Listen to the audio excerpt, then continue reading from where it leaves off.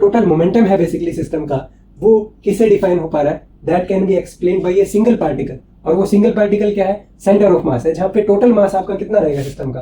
Concentrated रहेगा, जो कि कैपिटल एम है। और किसी भी तरीके का सिस्टम में मोशन होता रहे, किसी भी तरीके के इंटरनल फोर्सेस सिस्टम में एक्ट करते रहे, लेकिन जो ट्रांसलेशनल मोशन है सिस्टम का, that will only be defined by the external force which is acting on the centre of mass of that particular object. Total force जो है सिस्टम का, वो आपका सेंटर ऑफ मास के ऊपर रिएक्ट करता है।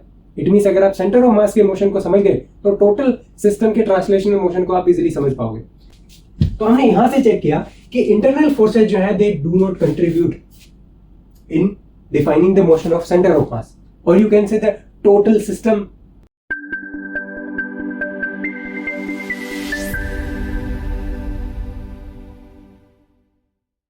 Hello everyone, welcome to the YouTube channel. This is Deepak Marwal. इस वीडियो में हम नेक्स्ट को डिस्कस करने जा रहे हैं, जो कि है आपका physical significance of centre of मास।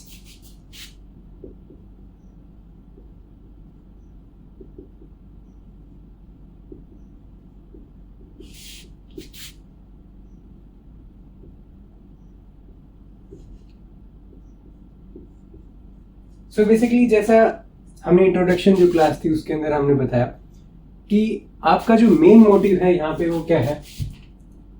आपको स्टडी करना है motion of system of particles, right? एक सिस्टम है, अगर मैं 3D में मान लीजिए रिप्रेजेंट करता हूं, तो यहाँ पे अलग अलग पार्टिकल्स हैं बेसिकली आपके, और उनका जो पोजीशन वेक्टर है, मान लीजिए R1 है, इसका R2 वेक्टर है।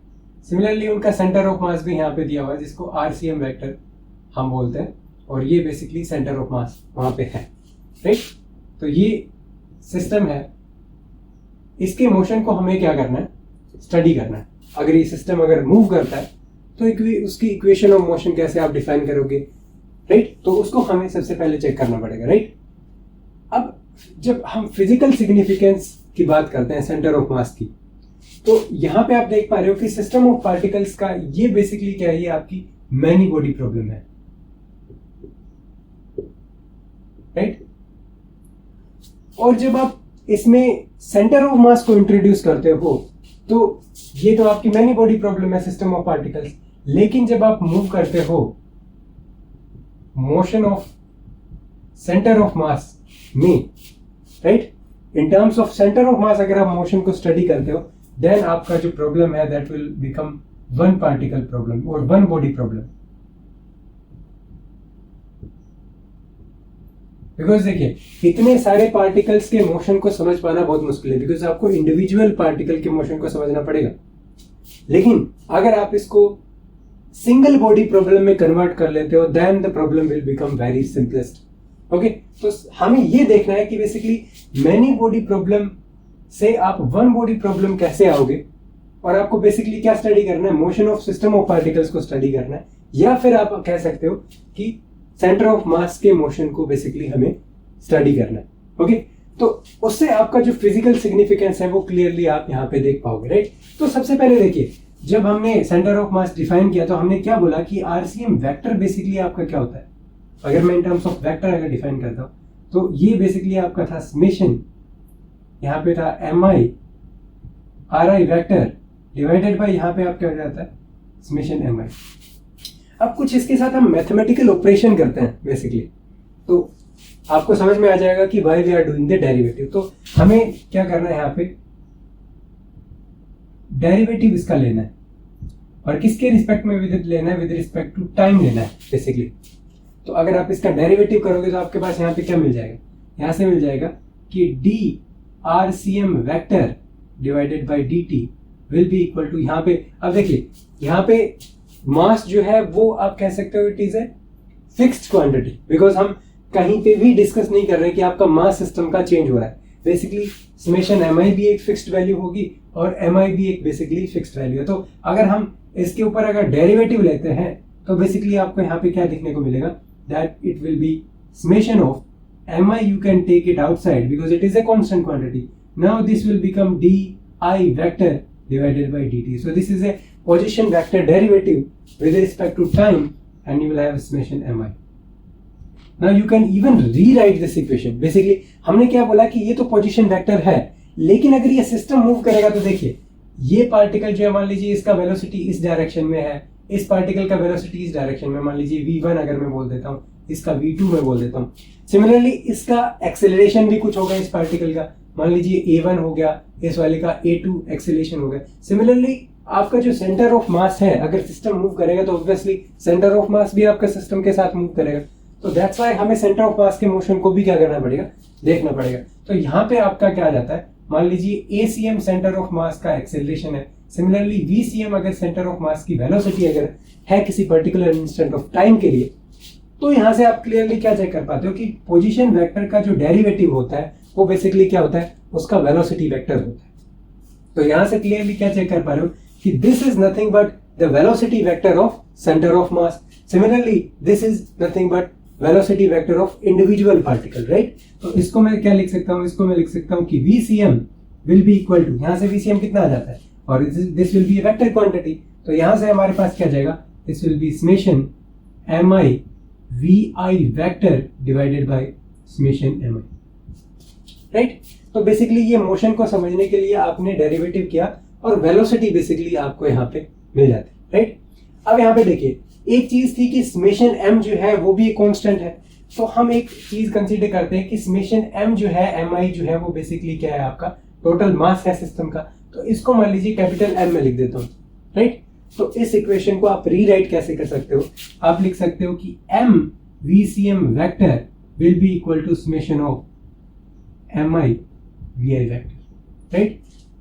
सिमिलरली इस इक्वेशन को भी आप लिख सकते हो, बेसिकली अगर मैं इसको रीराइट करता हूं तो RCM vector multiply by capital M will be equal to summation of mi ri vector.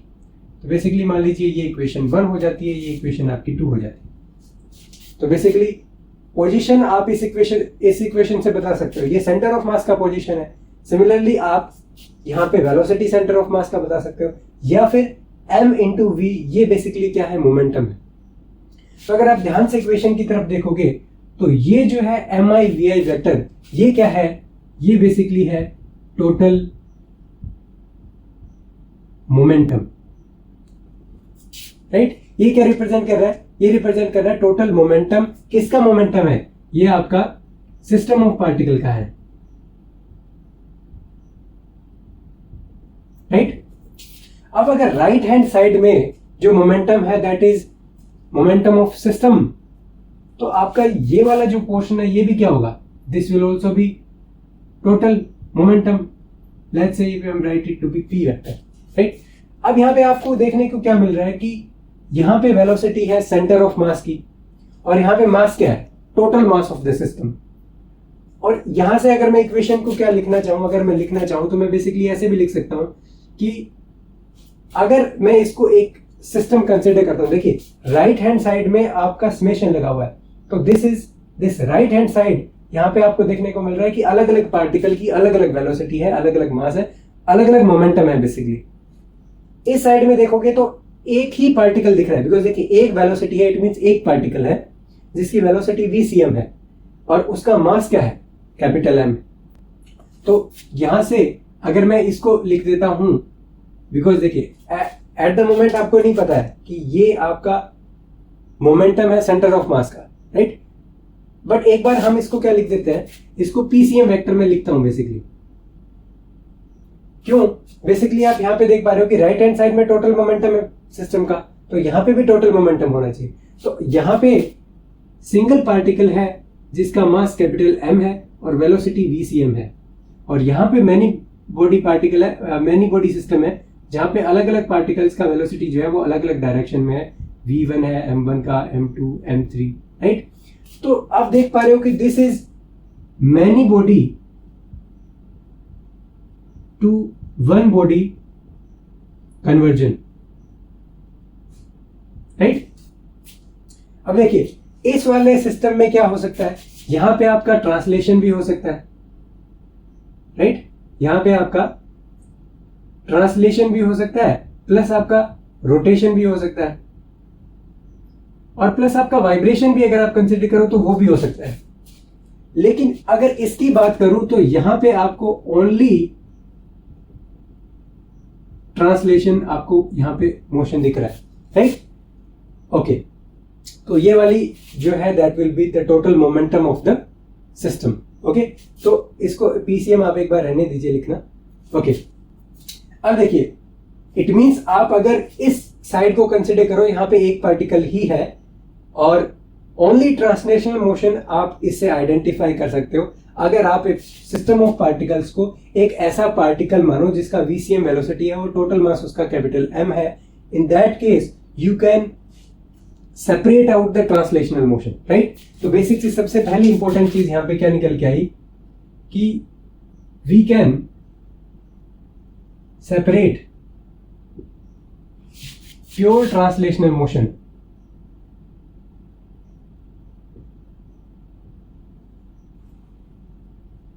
तो बेसिकली हम क्या है, ट्रांसलेशनल मोशन जो है उसको हम समझ सकते हैं।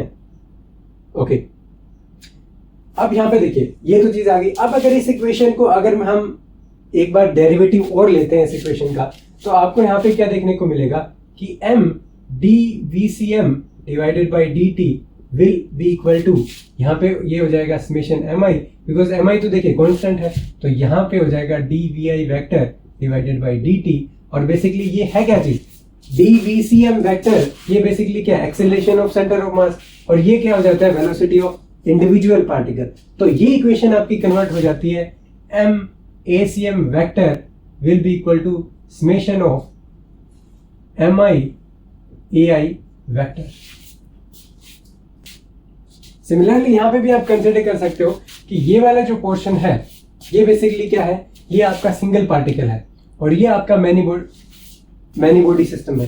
तो यहां पे अगर आप देखो तो m into acceleration, this will be force, right? So this is force on individual particle, right? Force on individual particle, और इसका हम सम ले रहे हैं। इट मींस आपका जो टोटल फोर्स है बेसिकली ऑन सिस्टम, वो आपका यहां से निकल पा रहा है। सिमिलरली एक क्वांटिटी यहां पे भी है, ये भी क्या होगा, ये आपका टोटल फोर्स ऑन सिस्टम है, राइट? यहां पे टोटल फोर्स ऑन सिस्टम है, लेकिन ये है क्या चीज, basically mass of the system and acceleration of centre of मास।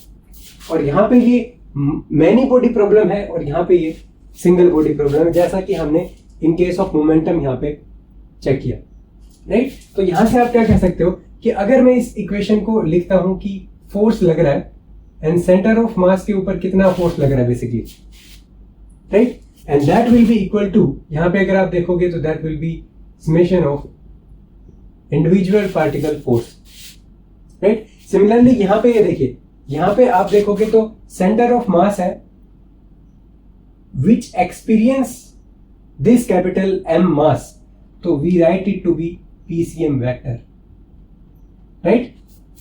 तो हम बेसिकली क्या कह सकते हैं कि आपका जो सेंटर ऑफ मास है वहां पे आपको क्या दिखने को मिल रहा है कि आपका जो कैपिटल मास वहां पे आ रहा है, acceleration of centre of mass multiply by the total mass of the system will represent the total force on the system, which means आप एक सिस्टम कंसीडर कर रहे हो जिसका एक्सेलरेशन ACM है और मास उसका टोटल कैपिटल M है। तो इट मींस आपका सेंटर ऑफ मास तो मूव कर रहा है, VCM वेलोसिटी से कर रहा है और ACM एक्सेलरेशन से कर रहा है। बट एक चीज और भी यहां पे आप देख पा रहे हो कि इसका जो मास है वो देखने को मिल रहा है कितना, M मास ये एक्सपीरियंस कर रहा है, सेंटर ऑफ मास M है और यही आपका टोटल सिस्टम का मास है। इट मींस यहां से आपका क्या समझ में आएगा कि टोटल जो मास है it is concentrated on centre of mass, right? Basically total जो सिस्टम का जो मास है वो किसके ऊपर कंसंट्रेटेड होता है, वो आपका सेंटर ऑफ मास के ऊपर कंसंट्रेटेड होता है। बेसिकली आप क्या कह सकते हो कि मैनी बॉडी प्रॉब्लम को आप एक सिंगल पार्टिकल में आपने कन्वर्ट कर दिया और ये जो सिंगल पार्टिकल है वो बेसिकली क्या होगा, सेंटर ऑफ मास होगा, जिसका मास कितना होगा, जिसका मास आपका क्या होगा, कैपिटल M होगा, जैसा कि हमने यहाँ पे भी देखा, और VCM वेलोसिटी होगी, ACM एक्सेलरेशन बेसिकली होगा, लेकिन मास कितना होगा पार्टिकल का, वो हो जाएगा कैपिटल M। तो ये जो है ये आपकी क्या हो जाती है, ये आपका हो जाता है सिंगल पार्टिकल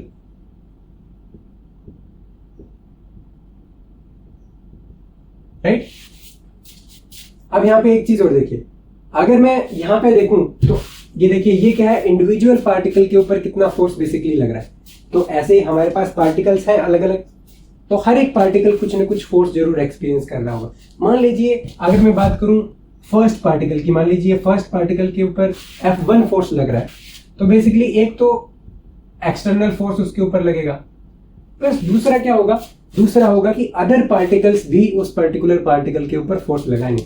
तो इसको मैं क्या लिख देता हूं, F12 वेक्टर लिख देता हूं, प्लस F13 लिख दिया, प्लस M14, प्लस ऐसे मान लीजिए Fn पार्टिकल्स थे तो उनकी वजह से भी वहां पे फोर्स लग जाएगी राइट। और आपको बेसिकली टोटल फोर्स की बात करते हो अगर आप F टोटल की, तो बेसिकली क्या होता है, आपको समेशन Fi वेक्टर आपको करना पड़ेगा, सारे पार्टिकल्स को ऐड करना पड़ेगा।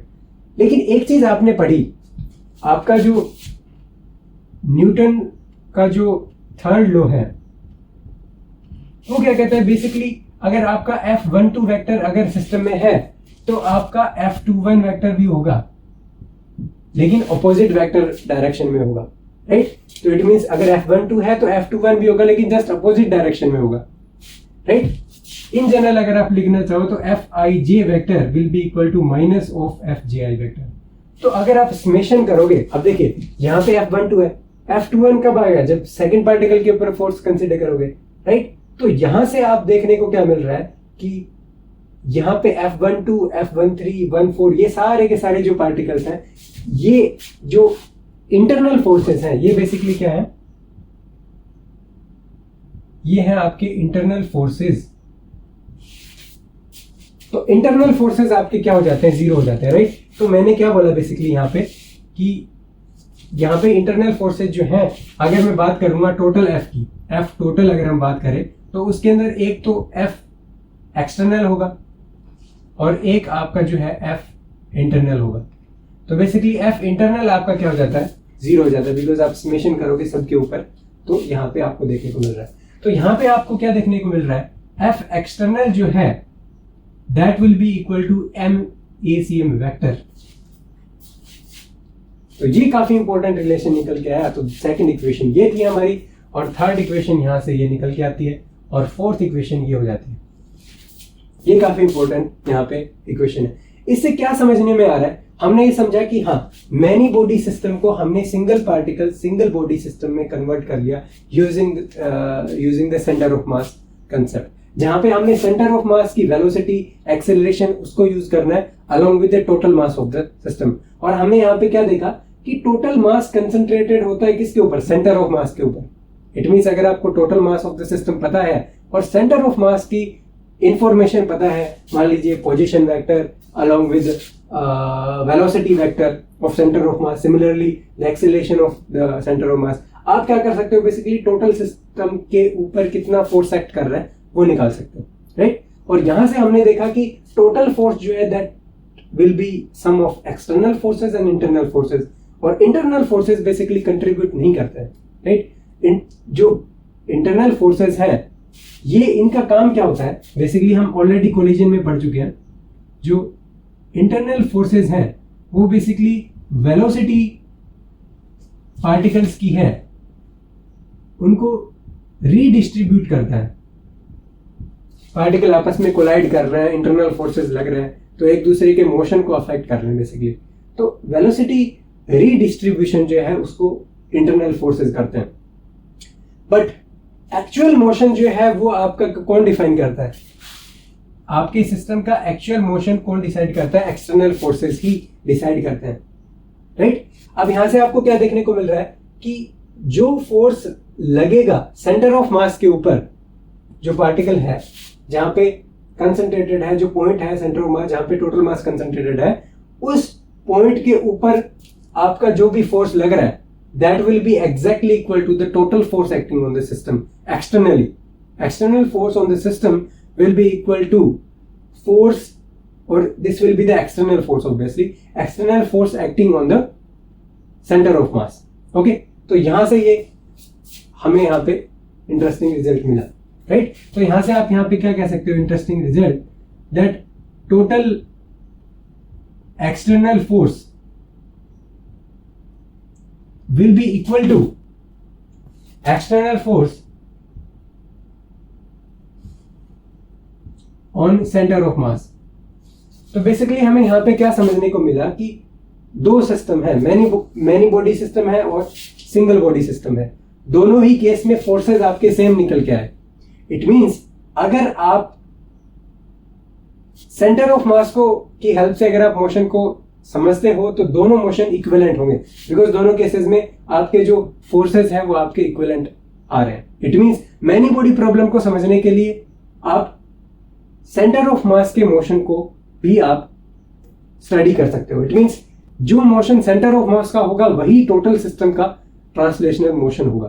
बिकॉज देखिए सिंगल पार्टिकल में और कोई भी मोशन पॉसिबल नहीं है, ओनली ट्रांसलेशनल मोशन जो है उसको आप यूजिंग सेंटर ऑफ मास आप उसको many body to single body problem में कन्वर्ट करके आप आसानी से उसको क्या कर सकते हो, यहाँ पे स्टडी कर सकते हो।